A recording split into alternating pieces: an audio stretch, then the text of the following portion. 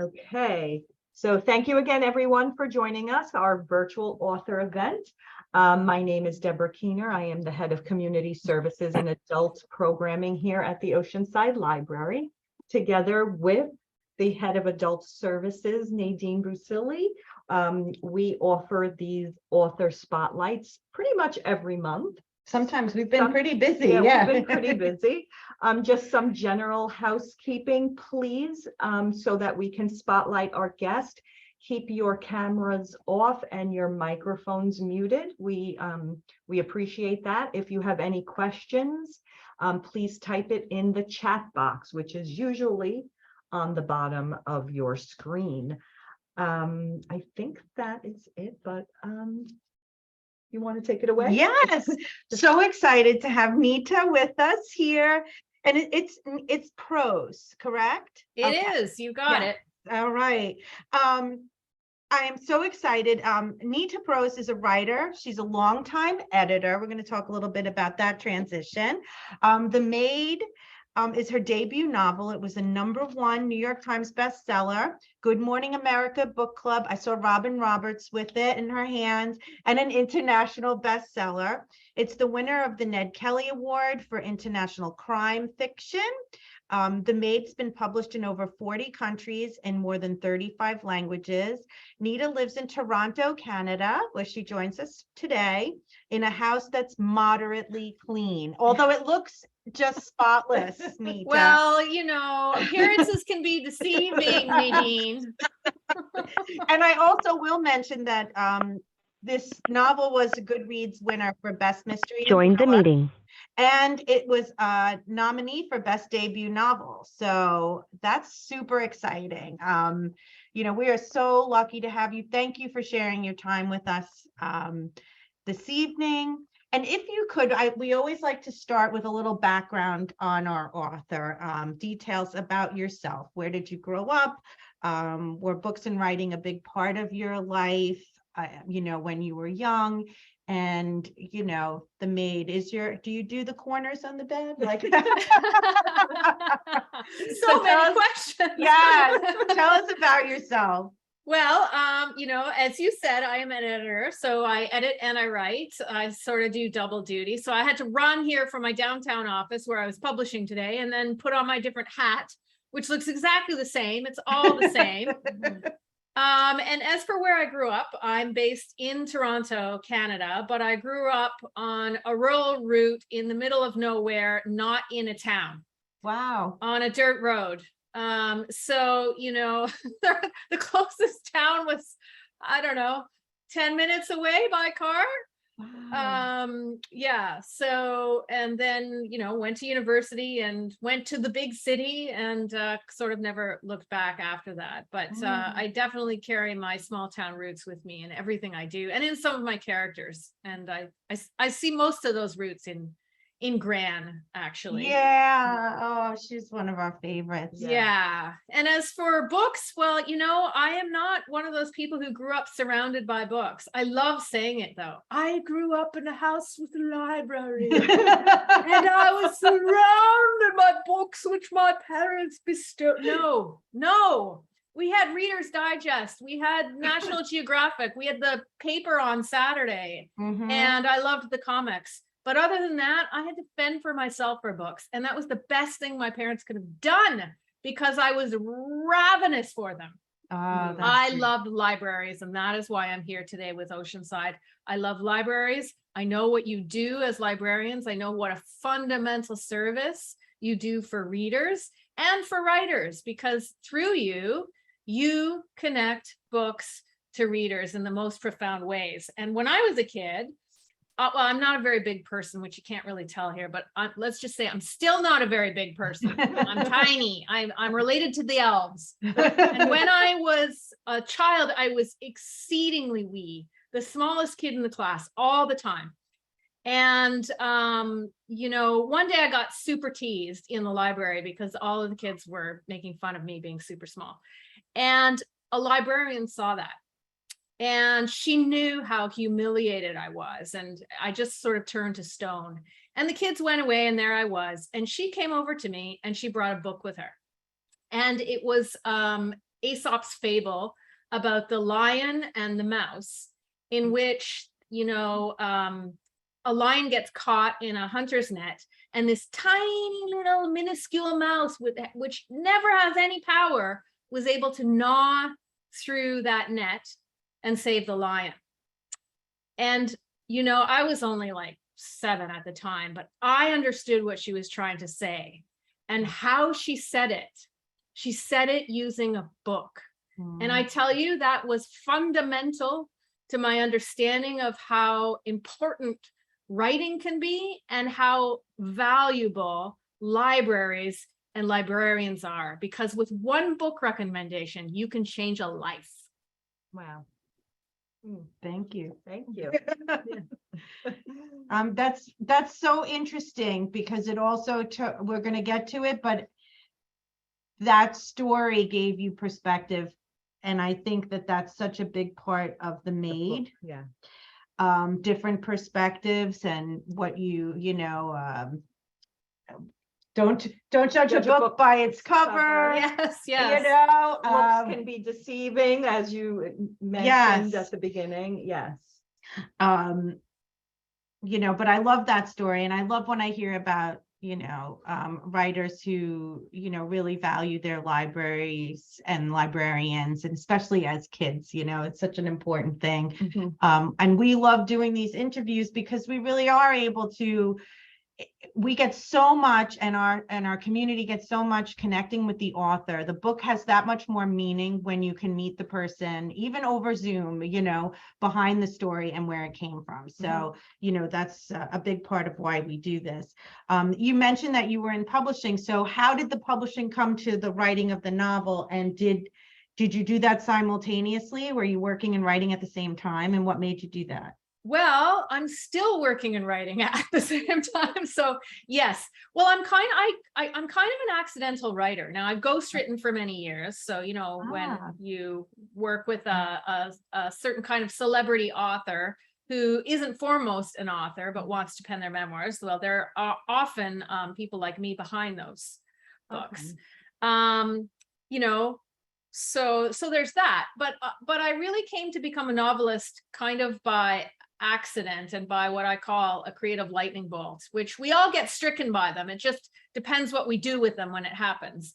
And so for me, this happened in 2019, and I was at the London Book Fair, which is an event that's held in the UK every year, where agents and publishers come together, and we discuss upcoming acquisitions that we want to acquire and turn into the next books that your readers out there are going to read and that you're going to have in the library.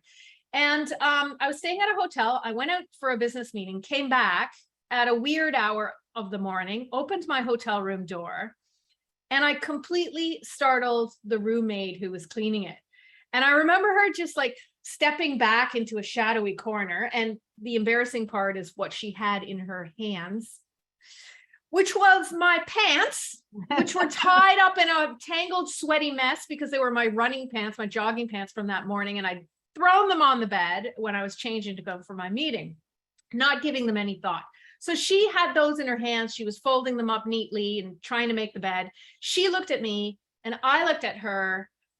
And I had this moment where I suddenly realized it's such an intimate and invisible job to be a roommate. She had been cleaning my room for days.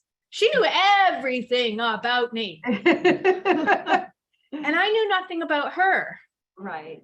You know, so it was one of those moments that sort of just lodged in the back of my brain. I didn't think about it after that. But then a few days later, I was on my plane ride home, and that's when it hit me. That was when the real creative lightning bolt happened. I heard a voice. And it wasn't this voice, this sloppy voice that I use that is mine. It was clean. It was crisp. It was precise. It was polished to perfection. And I started to write what I was hearing. And what I wrote on a napkin, because that's all I had underneath my drink, was the prologue for The Maid. And that's how I began writing this novel. Wow, that's so interesting. I love the fact in the book you mentioned that a lot about the invisible people in their occupations, people that you don't give a second thought to, but are so important to, your life, just like the maid in a hotel, service industries. So I thought that was so important when we read this book. So this book crosses genres. It's a little difficult to describe. It's a bit of a coming of age story wrapped in a murder mystery. Some call it a cozy mystery. How do you describe it? Well, that was very good, Debbie. I liked that very much. I think I'll just steal that, use that from now on as my answer. It is all of those things. I also think of it as a Frankenstein book. And what I mean by that is, as an editor and as a reader and a writer, the books that interest me are two genres or more that are Frankensteined together. And in this case, I think that traditional classic murder mystery feel that, you know, Agatha Christie was, of course, the master of. That is really one of the genres.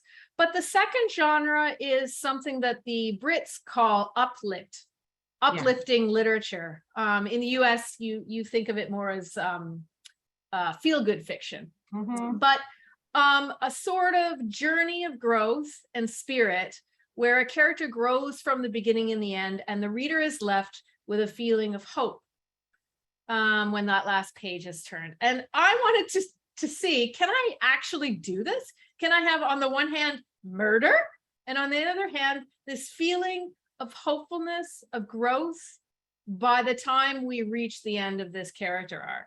So that was sort of my Frankensteining attempt to put two things that don't logically go together. We're seeing a lot of this in, and maybe you are too, on your editor hat. I'm seeing a lot of these books come out that are really balancing, these novels are balancing things that are very non-traditional. Rosie Walsh's novel was, you know, The Love of My Life was also very much like that. We had a similar conversation. It was also a mystery, but it was a romance. It was, you know, we've had, but it dealt with hard issues as hard well. issues. So there was a mixture of things in that book, which I don't want to give anything away, but once you read it, you realize, oh, the love of my life is not what you're thinking. Right. And even Abby Jimenez, who writes what you would typically think is a rom-com, her novels also touch upon some very serious issues. And I think finding that balance, are you seeing as an editor that there is a lot of blending of things and genres coming about? Yeah, I do see that. And I think that's a function of writers trying to compel themselves to write in new and interesting directions. Nobody wants to write a book that's been written over and over and over again. So one of the challenges that any writer, especially in a genre well-trodden, like say the mystery novel or the romance, really has to ask herself questions about how she can innovate the genre, how she can challenge the norms and the expectations the reader has. And often the way one can do that is by going back to the choice of genre and seeing if you can shake things up a bit. I love it. This, you know, and the Maid was staring at me. I could remember it, the cover art, the one you have behind you there, the red cover art.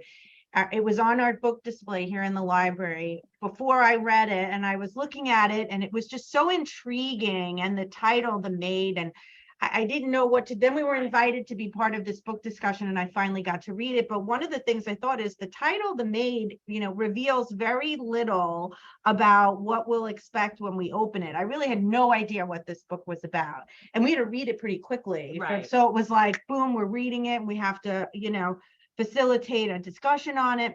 Loved it. But the title, I always like to ask the author, was The Maid the title that you done that way on purpose to keep it a little under wraps? How did it come about for you? I knew the title from the get-go, and I was very grateful and relieved that this is a title that others saw as well. So it actually almost never came up as an issue.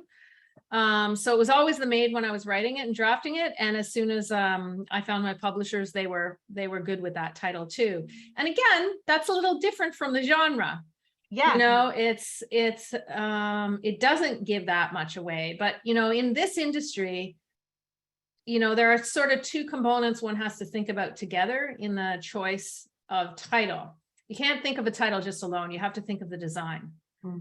And in this design, there's an Art Deco sensibility. There's an idea of something being shown and something being hidden. And that really tells us where we're going, what genre we're in, and that there's a main character, whose personality we start to see in that design. And that really works well to reveal a little bit more about the maid. Right. That's interesting. I know. Now I'm thinking about it. And so. if you remember, she on the cover, she's like flying out of you see just through the keyhole. Yeah. So exactly. it's so fabulous. Yeah. Right. So can we talk about Molly? Sure. So I loved her quirks.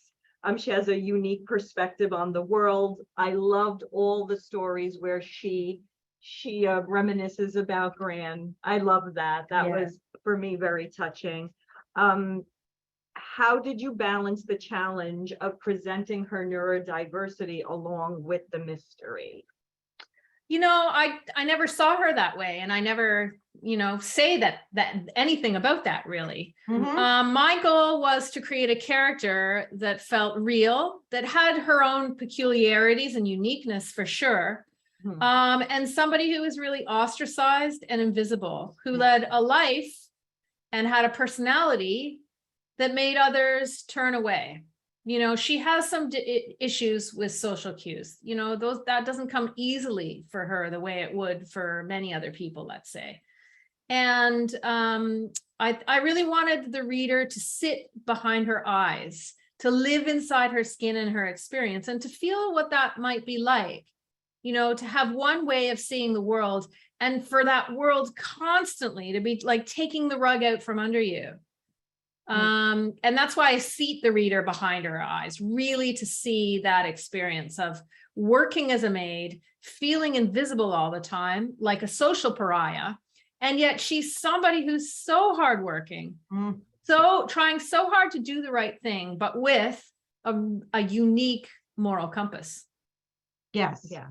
And I think you did that so well, because was a moment in the story where she's with someone else, and it just hit me how what he was saying to her, I don't want to give anything away, but what he was saying to her could be heard one way, but then through her lens, it was I knew what he was saying, and the words could have been, you remember? Yeah. Either way. And that's when I was like, wow, this just, now you know. And when we discussed this with that group as a book discussion, I'll be honest with you, some of them felt frustrated by Molly, very much. Yeah, understandable. Because even in that scene, I know reading it, I cringed for her. I wanted to be like, no, Molly, that's not what he means. Right. Yes. And yes. it just hurt my heart for her. But I know that there were definitely readers who felt like it made them so uncomfortable because they saw what was happening to her. And right. Yeah, we did have a lot of discussion about that. Have you heard about that from? Well, part of my job as a writer was to push the reader into difficult situations and then have you reckon with that. And, something that I had to think about was a kind of volume setting around how far I go with you, the reader, in what I do with Molly. And I know she's frustrating. Believe you me, when I was writing it, sometimes I wanted to grab her by the shoulders and go, come on, girl, don't you see what's going on? Right. But that's the job that the reader must perform, and my goal with this was to really awaken your compassion for her. And in order to do that, you have to go through an array of emotions same way she does. Right. First of all, she might come across as very difficult, annoying. And, a question that I had as I was writing is, how do you make a cactus lovable? How do you make a porcupine something that you want to hug? And in this journey of the spirit, that's what I tried to do, to present a character who was not immediately lovable, that was often extremely irritating and aggravating for the reader. And yet, through layering on our understanding and getting closer and closer to her heart and her mind and the truth about who she is as a human, and I see her as a divinely wonderful human, truly graceful. Yes. I hoped that the reader would see that and then grow their compassion for her and for anyone who is a little bit different. I love that. I love that. I love how exactly, what you just said, for the reader to experience that and to grow the compassion and empathy. And yeah, that's I would actually, that question goes right into what I was, so research is always part of the process that makes a story believable. What kind of research, if any, did you do for this novel, specifically with the character Molly? I guess, I went about this very intuitively, and I would say that once I was done my first draft, it started to become aware what I was doing and the roots of where my research really came from. And many years ago, before I was an editor, I worked with special needs teenagers, and they were amazing, aggravating, difficult, challenging in every way. And I loved them so much, and I loved working with them. And one of the things I loved to do was to take them out on field trips. And by field trips, I don't mean like necessarily going to a museum or whatever, although we did those things. I mean, sometimes we just get out of the classroom and like go to the donut shop across the road or, mail a letter, just do completely mundane things. Mm-hmm. And part of that was to claim space, to exist in the world, to allow them to say, I am here, deal with me. Yeah. Mm. And, most of the time when we were out in public, people acted with, a great understanding about their extremely minor differences in my opinion. Mm-hmm. But sometimes there were so-called normative people who exacted a measure of casual cruelty that was so shocking to me. And it reminded me of the worst in every human being. And it was on flagrant display. And I've never forgotten that. That's the bad side. Here's the good side.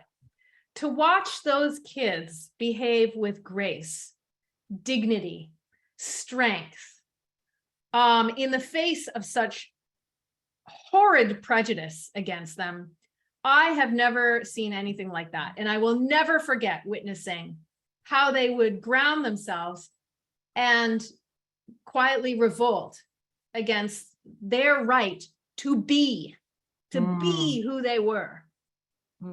And that was something that had a profound impact on me. And I think now, looking back on it, and certainly something I became conscious of when I finished my first draft, was that in many ways, I created Molly as a tribute to the best in all of those students. I took all of their best qualities of all of those kids, and I gave them all to Molly.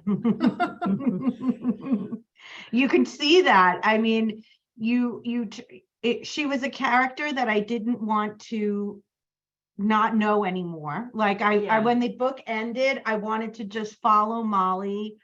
She becomes so endearing, and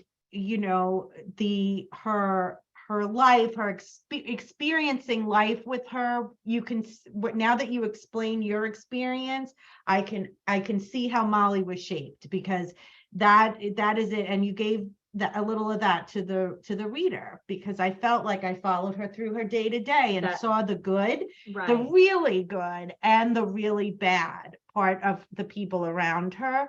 And you care about her. So when the book ended, you actually wanted to make sure she was okay. Like, I remember that. I remember thinking, is she going to be okay? Yes. So Yeah, definitely. A Well, very special, she was a really special character there. Yeah. definitely a memorable character, because we've read so many books where they're great books, but if you ask me a month from now, I'll be like, I don't remember. Sure. Yeah. And well, but that's the thing. Some books are character driven and some are driven by something else. In this case, if you didn't remember the character, well, then I've done something terribly wrong. We compared this book a little, we always like when we have our book discussions, we talk about, oh, did this remind you of? And it reminded us a little bit about How to Not Die Alone. Do you remember how we said that? By Richard Roper? Because again, you had this character where you think you know everything about them based on your experience, but there's so much more on the inside that you needed to see. And his world was very different than I can't remember the character's name, but it did kind of have that same feeling, like you really felt a warmth to the main character, and we did make that comparison. Yes. I remember. So I know you said you kind of started throwing this novel together. I'm sure you had some editing that you did. Oh yeah. How did the story change while you were writing it, or and were you happy with the kind of changes that you had to make? And was it hard I'm assuming there was another editor, so was it hard to take off that hat and let somebody else do that? So in my case, there were 3 editors. So 3 English language editors, 1 in the UK, 1 in the US, and 1 in Canada. So I have a trifecta of amazing editors who helped me build this book into what it is. And, a lot of what they did was help me know when enough was enough and when too much was too much. So, we call it volume setting.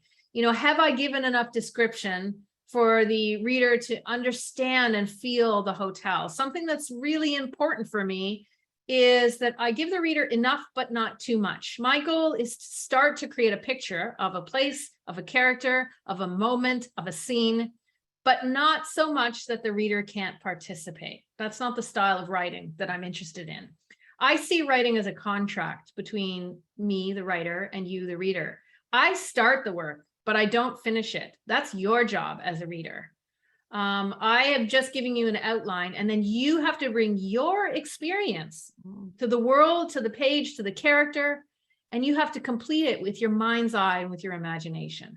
And so getting that balance right was really incredibly important to me. And I relied on the eyes of my editors in order to get that right. How much is too much? When I give you this description of the hotel, can you see it? And can you then envision all kinds of things I haven't actually put on the page by bringing your experience of hotels to bear, whether those are hotels in real life, ones you've seen on TV, whatever. But your imagination has to work to do that. Same with Molly. What does she look like? I've given you the barest outline, the most minimal details. And it's your job to complete that picture. That's true. The city, where does this take place? We don't know, do we? I never name where it is, and that is purposeful. I want you to decide. I want you to create the map of the place by using your experiences, your world, and bring a reality to it that feels real to you, even though what I've given is only hyper real. It's not reality at all. That's amazing, because I remember reading it. Because I'm from New York, I thought it was in New York, but then didn't we think it was Chicago? See this? I love this. And I've never been to Chicago, so why would I know that? Chicago. See, this is perfect. This makes me incredibly happy and satisfied, because, all the time I'll have readers say, so, that was definitely London, wasn't it? That hotel was in London. And I say, yes, it was. And then I'll have the next reader come up and say, I stayed in a place exactly like that in Boston. I know what hotel this is. I'm like, you're right. Right. No one is wrong. And that is the beauty of the imagination. That is the beauty of me putting something out there and it never being done until you finish it for me. That's a story only lives with this partnership between me and you, the reader. What a wonderful thing. What an intimate thing. Stories are meant to be shared. So this story only half belongs to me. This is so interesting, I Nita, know. because we interview a lot of authors and no one has ever said that. No. Usually they tell us what they need. Yeah. So the fact that you're saying it is a collaboration really between, wow, we read a great book. We created a great book. I know. Exactly. We did. We Yeah. did. That's pretty great. And I'm thinking to myself that now this is something we're going to bring into our book discussions Mhm. going forward, because this is a really big deal. Like to, and I've always felt that there's some promise that the author makes to the reader, and you know, when you open a book, to a degree, you have this expectation, you know, and people read for a lot of different reasons, but this really, you know, this is an interesting take on this book. And now I'm thinking about what Molly looked like, and I could see her in my mind's eye. Good. Perfect. I'm glad. Straight hair, little bob. That's how You know, pictured her with a bob too? yes, I pictured her with the bob because it has to be clean and Yes, straight, clean and straight. pristine. See, I picture her as, and I can't remember the actress's name, but the young actress who did the chess, the Netflix. Oh, show. yes. Oh, Yeah, I Yes. don't know her name, but Queen's that's Gambit. Queen's Gambit, Yes, that yes. actress. Yes. Yeah, Mm. that's who I see. That's pretty good. Yeah. I can get behind that. Okay. Let's cast her right now. Oh. Well, you mentioned Agatha Christie, and that was actually one of my questions, because this had a clue like, you know, kind of feel to it, you know, because it had fun, even though it was a serious book. There were funny moments, and you know, some guffaws here and there. And like, I loved it. You mentioned Agatha Christie. Is that an inspiration? Do you enjoy those types of mysteries as well? I do. You know, she was so good at, you know, in one line summarizing a character and making you feel like you knew that stereotype. Mm-hmm. That little cliche became something bigger than just that, in just one discrete economic sentence. And that is something that I so admire, that and her plotting. And plotting is something that it is so hard to do. Most writers don't talk about it, but it's one of the most essential and difficult skills to really master, especially in the world of genre fiction. And she was so good at it. So yes, I definitely have a huge passion for her writing. But you know, because she's so good, you have to ask yourself, what can I do differently? Like, Right. What can I do that, you know? And that's you know, that is the challenge. That's the challenge for anyone entering the realm of mysteries. So many people have done it so well, not just her. But yes, the board game Clue is something that you clearly picked up on, and there is a certain amount of whimsy. I wanted to really stretch the polarities between darkness and light in this novel. I wanted it to have a sense of lightness and some of those guffaws and funny moments. But underneath, there are some issues that are incredibly dark, in fact. But I didn't want the reader to feel so burdened by them that they couldn't enjoy the novel and couldn't get to the heart of it, which is maybe the most important part. And certainly that the whole idea of a whodunit and clue brings that sense of whimsy, you know. I wanted you to wonder, well, is it Rodney with, you know, a poisoned drink in the restaurant? Or is it the maid with a pillow in the bedroom? I mean, it's that fun that is we associate with the very notion of a whodunit, that we're always guessing, that we know this cast of characters becomes the cast of suspects, and we have to search out who actually did this and how. There is a fun to that that we expect in a mystery. And I really wanted to bring that to the fore and make it, you know, even more conscious. And then sort of twist things a little bit when the reader sees maybe this isn't just a classic mystery. Right. I love some of the favorite scenes. My favorite scenes in the book is when Molly has googly eyes for her.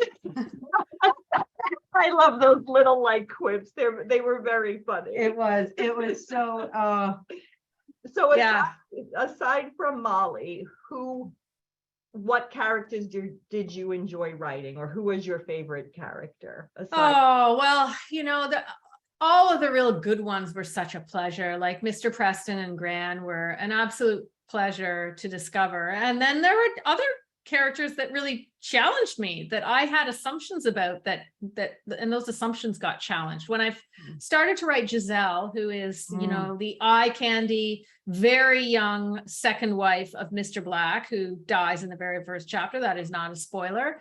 And she is left behind, and she's a sort of supermodel, materialistic, eye candy, sort of celebrity it girl.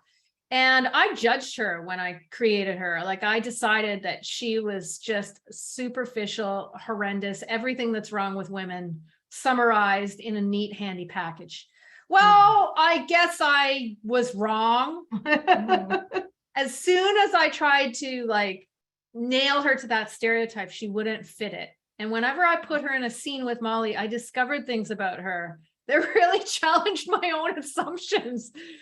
She wouldn't stick like that. And as this, supermodel, femme fatale woman came into contact with Molly, what I discovered was, in fact, they're exactly the same. They suffer from so many of the same things. Both are invisible in different ways. Molly is invisible because she's a bit of a social misfit, and because of the job she does as a maid in a hotel, everyone feels she's a pariah because she touches dirt, she gets behind closed doors, she cleans up messes. But Giselle, this trophy wife, is not allowed to be anything but a stereotype. She has to be the eye candy. She cannot show her true self. Yet behind closed doors, in that one penthouse suite in the hotel, these two can be honest with each other. And what brings them together is actually that similarity of invisibility. And I didn't see that coming. Nope. Wow. Yeah, I'm remembering Giselle and how much I loved their relationship together. And their conversations were very much. I went on a roller coaster ride with Giselle. Yes. Me too. Yeah. Yeah. Because you like her, then you kind of hate her, and then you like her again. Yeah. So she's complicated, and she definitely challenged me to think about some of my assumptions and prejudices. We talked a little bit about your writing process. How you came to this, but how do you write? What do you when you were writing this novel, did you, is it pen and paper? Is it your computer in the morning? Tell us a little bit about your space and your process. I wake up at a god awful early hour in the morning. So I'm usually writing by 5:15 in the morning.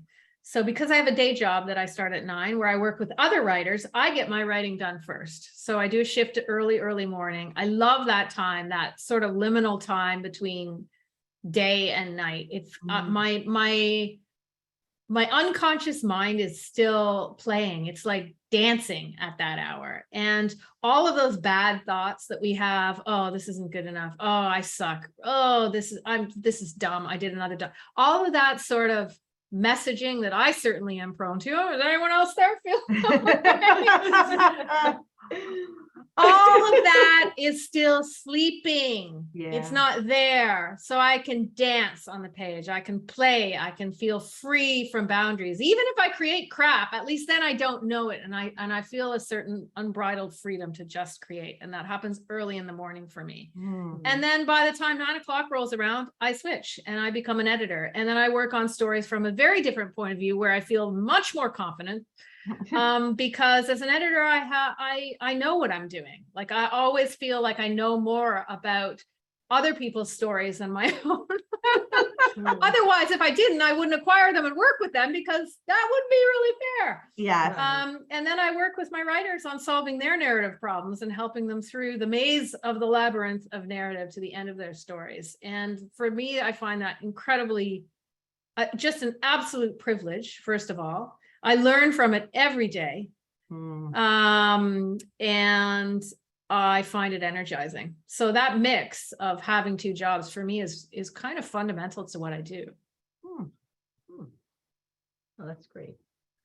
Do you read book reviews? A little bit.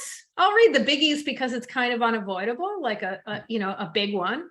Mhm. But I try not to get too, into that. I try to accept the fact that some readers are going to like me and some readers are not going to like me. And if I'm thinking too much about being liked or not liked, that's going to derail my creative process. Just as I said that, you are free to create, that's part of our contract together. When you pick up my book, you are also free to hate. You don't like it, it's okay. Some readers don't like me. I definitely find that those who are expecting a police procedural and a factual world are like, oh my goodness, what sort of beast have I stumbled? Get me out of here. I hate it. And they're right. I'm like, yeah, you're gonna hate this. Here are 7 writers who are really good at this, who I admire. I will never be them, and I admire them greatly. But you might want to go read them because you're not going to be happy over here. That's not what I'm trying to do at all. The metrics of this world do not do not match what you're looking for. And that is sort of the beauty of, the reading world and of books, is that there is a book for everybody, but no book is for everybody. Right. That's true. And so many people have rallied around this, though, with this novel. How have you been able to, what's your reaction to everyone else's really positive reaction? I mean, this took off. It's been flying off the shelves here, and, we're talking about it even all these months later, and, it's still so popular. How is that? How are you handling that? I pinch myself every day. I'm just really? Another person thought it was okay? What? I'm shocked. But, I guess what I didn't realize quite fully until, getting more experience with the readers is that what I thought in some ways was a very personal story of Molly turns out to be something so universal. Molly has experiences that we all share. We've all had moments where we feel like a social misfit, where we feel like we don't belong, where we don't feel it seen, where we feel like we're invisible, where, we've trusted somebody who we thought was a prince who turned out to be, a total amphibian. And so on. These are actually universal experiences. So I think those who take to Molly or take to this world and this narrative, it's because there's something universally appealing about her that they understand. Is there talk of this being made into a movie or a series? There is. Universal Pictures have the movie rights. Okay. So we can be hopeful that maybe in the future we will see this on the big screen. I would love that. Yeah. This, it kind of plays out like a movie in my mind. The end too. I mean, we're not giving anything away, but the end I can see as the big finale of and how you described it as whimsy. I can see, Nita, do you watch Only Murders in the Building? I love that show. Exactly. Yeah. Yes. So that's how I see it. Yeah. Completely. Agree entirely. I'm a huge fan of that show. Not surprisingly, I suppose. No, I could totally see that. I was even thinking Knives Out. And Absolutely. Onion, all of that's my world. I get it all. I love it all. Good. What are you working on now? Aside from your work, what else were you writing work? So I am working on a prequel to the Maid. Oh, you just made my night. Yeah, so for those of you who enjoyed the book, there's more Molly to come. We miss Molly. Yeah. So this is going to take us into the future with her still working at the hotel. And at the same time, there's a new mystery to be solved. But the only way Molly can solve it is actually by delving further into her past. So we go back into the past and we learn a lot about Molly and Gran and a formative time and experience where they visited a mansion. And that's all I'm going to say about that.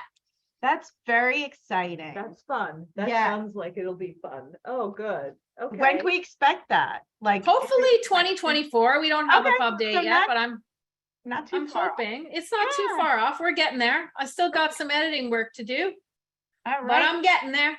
Oh, good. That's That's terrific. great. So we want to give our viewers some time to put some questions in the chat. And while we wait for some questions, Nita, would you like to play a lightning round with us? Let's do it. Okay, Let's do it. so we're putting 1 minute minute. on the clock. As many as you can answer in 1 minute, and Go. you want to set go. Which character from your novel would you like to have a drink or coffee with? Mr. Preston. Okay. Do you count any books or shows as guilty pleasures? Oh gosh. The White Lotus. Oh, okay. What shows have you been binging? I guess. The White Lotus. Yeah, that's a good one. Blackbird is one I recently watched. I binged that as well. Those are 2 recents. Okay. What was your favorite pandemic cocktail or snack? This is rude. How can you ask me to choose just one? You could choose a few. You have 25 seconds left. I really like a good potato chip, especially barbecue. And I cannot have them in the house because I will eat an entire bag in one sitting. We like that. Movie theater or the couch? Oh, the couch. Give me my PJs. Nobody needs to see that. Just me. What book were you forced to read but then enjoyed? Oh, geez. Forced to read and then enjoyed. Oh, Orlando, Virginia Woolf. Oh, okay. That's a minute, but we're going to ask you the last question anyway. Okay. What's your favorite book that no one has ever heard of?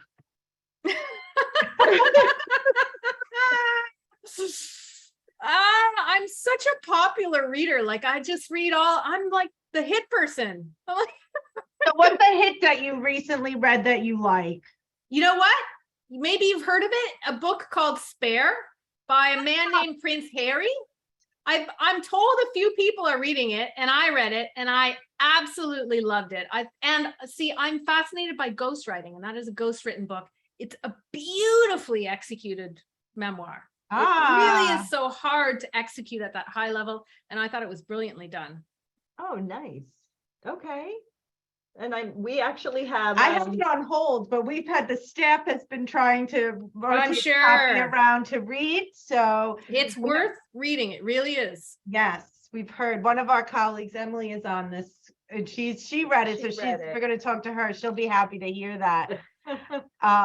She said definitely worth the read. I agree, Emily. I'm with you. So we got some comments. Oh, that was very nice. This is the best author interview Oceanside has conducted. Thank you. Well, I've got 2 amazing librarians here asking me awesome questions, so it kind of helps. Thank you. Thank you, Nita. Paul asks, from start to finish, how long did it take to complete The Maid? So there's 2 answers to that question. The first answer is 20 years and 5 months, and the second answer is 5 months. So it took me 5 months from that napkin on the plane that I mentioned, where I began the prologue, to the last words, everything will be okay in the end. If it's not okay, it's not the end. Those are the last words in the book. Right. That took 5 months to write a first draft. However, it took me 20 years to learn the narrative craft that allowed me to write that quickly. And I owe a debt of gratitude to all of the writers that I've worked with over the years who've allowed me to participate in their worlds and iron out their narrative issues with them, because that meant I could work quite quickly and not get myself in too much of a tangled mess. That's amazing. Yeah, only 20 years. I'm a pretty fast learner. That's great.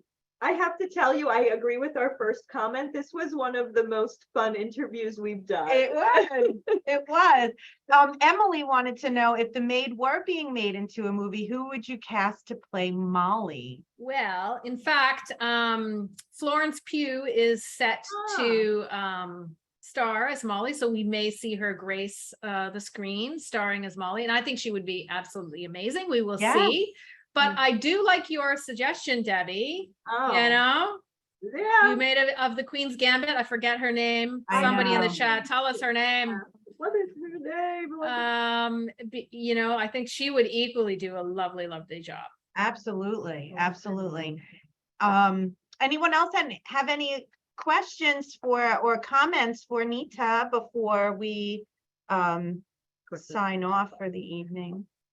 Hello, this is Lillian. I'm dialed in. Hey, Lillian. I heard once again, enjoyable interview. Really enjoyed it. I heard that your name, Nita Prose, was given to you by your colleagues. Yes. Can you explain? That's hilarious. Yes. So my real name is Nita. My real last name is Pronovost, and it's spelled Pronovost. It's a very long, difficult name to spell, and it's pronounced Pronovost, so the ST is silent. So, you know, it doesn't fit very nicely on a book cover. And at work, whenever somebody would come around with a piece of copy or a manuscript they wanted me to read, they'd plop it on my desk and they'd be like, hey, Prose, can you read this for me? Prose, will you proofread this copy? Prose, is this shout line all right? So that became my nickname. So years and years ago, when Twitter became a thing, at Nita Prose became my Twitter handle, because, I thought, well, that's what I'm called at work, so that's what I'll call myself. And so it seemed like a very natural fit since part of my writerly job at work, I have the moniker of Prose. Cool. And that is so cool that you knew that. Yes. The actress's name, by the way, is Anya Taylor-Joy. Anya, that's it. Anya Taylor-Joy. Thank you. So now I don't have to wake up at 3 a.m. to look it up. I Yes. know. I could totally see it. But Florence Pugh would be a great one too. Yes. So well, this has really been just an awesome evening.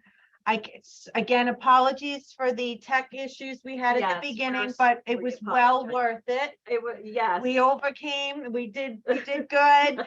Anita, thank you so much for your patience too. And thanks for sharing this amazing story with us, and your time and your insight into, the characters, the book, and just reading in general is really eye-opening. I think we all feel that way too. So, well, thank you for going on this journey with me. Thanks for having me, Oceanside Library, Nadine and Debbie, and for all of you out there listening, and thank you for being such great readers. thank you, Thank Nita. you. Have a good lovely night. evening, everyone. Thank you so much for joining us, everyone. Thank you. Good night. Good night. That was